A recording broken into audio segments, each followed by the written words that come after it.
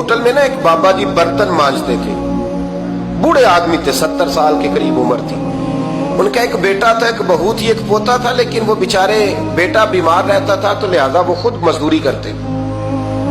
کہتے ہیں ایک دن وہ بابا جی میرے پاس آئے، کہنے لگے میم صاحبہ 2-4 دن کی چھٹی چاہیے. تو میں نے کہا خیریت ہے؟ کہنے لگے میڈم میرا بیٹا فوت ہو گیا.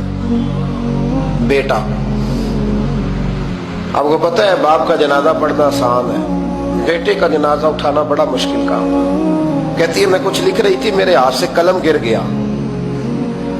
میں نے خود گاڑی بھیجی، بابا جی گاؤں چلے گئے جہاں وہ رہتے تھے. کہتی 2-3 دن کے بعد میں اور میرا شوہر گئے تو رستے میں ہم باتیں کر رہے تھے کہ کیا تعزیت کریں گے. ایک ہی بیٹا تھا، کوئی رشتہ دار بھی نہیں، تو اس کی تو کائنات اجڑ گئی، کن لفظوں سے اسے تعزیت کیا کہیں گے. کہتے جب ہم گئے تو وہ ٹوٹی ہوئی چٹائی پہ بیٹھا تھا، کچھ لوگ قریب تھے. ہم نے جا کے کہا بابا آپ مسلمان ہیں، ہم آپ کو کیا نصیحت کریں، ایک ہی بیٹا تھا، کہ کس طرح کر کے ہم آپ کو تسلی دیں. تو کہتے اس نے آنکھیں کھولی، بوڑھی آنکھوں میں ایمان کی روشنی. کہنے لگا بی بی کیا تعزیت کی بات کرتی ہو، میں نے کوئی پیسے جمع کرا کے بیٹا لیا تھا، خدا نے فضل سے دیا تھا، عدل سے لے گیا ہے، میں اپنے رب کے فیصلے میں بڑا راضی ہوں. اللہ اکبر.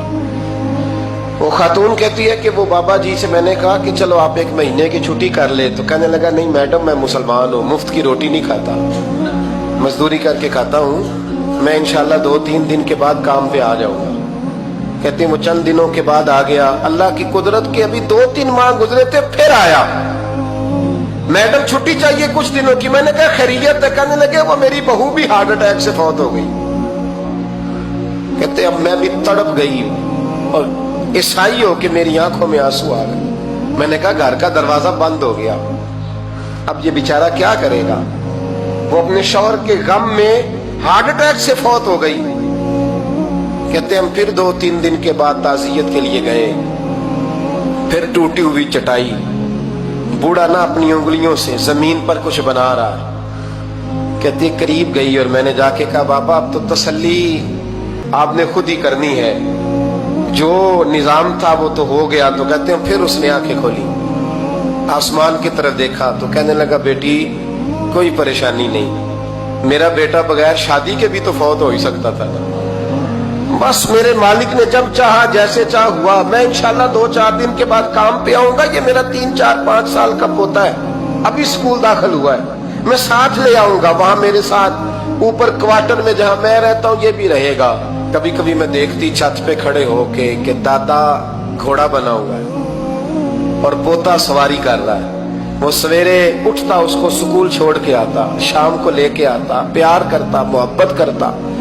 تیسری منزل پر ہم نے کوارٹر دیا ہوا تھا، وہاں دادا پوتا رہتے. اللہ تو بڑا بے نیاز ہے. کہتی ہے اقبال ایک دن نا پوتا اوپر والی منزل پہ کھیل رہا تھا، اس کا پیر پھسلا، وہ گردن کے بل زمین پہ گرا. مجھے خبر ہوئی تو میں دوڑی، ایمبولینس منگائی. خون سے لتھڑے ہوئے اس بچے کو دادے نے اپنی گود میں رکھا. اور جب ہم ہسپتال کی طرف گئے تو ہاسپٹل بعد میں آیا، جناب اسرائیل پہلے آ گئے اور کہتے وہ گود میں دم توڑ گیا. پھر دادے نے اسے اپنے ہاتھوں سے غسل دیا، پھر اس نے اپنے بوڑھے ہاتھوں سے قبر کھودی اور پھر مٹی ڈال کے کہنے لگا انا للہ و انا الیہ راجعون. جے سونا ہی میرے دکھ وچ راضی، جے سونا ہی میرے دکھ وچ راضی. پھر سکھ نو چلے ڈاواں. کہتے ہیں وہ مٹی ڈالی اس نے اور جب وہ واپس پلٹا تو میں بازو سے تھام کے ہوٹل قریب لائی اور میں نے اس کے قریب کہا کہ بابا تو ٹوٹ گیا ہے، تو بکھر گیا ہے. تو کہتے ہیں یوں اس نے ہاتھ رکھے اور یوں آنسو چھٹک دیے.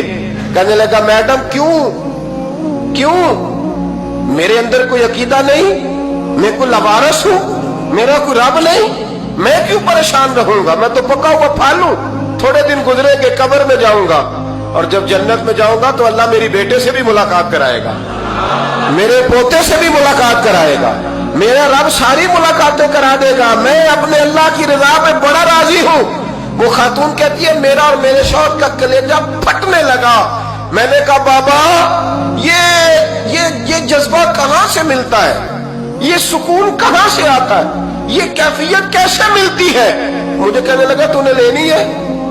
میں نے کہا تو کہنے لگا تو بھی گنبد خضرا والے نبی کا کلمہ پڑھ جا، اللہ تجھے سکون عطا کرے۔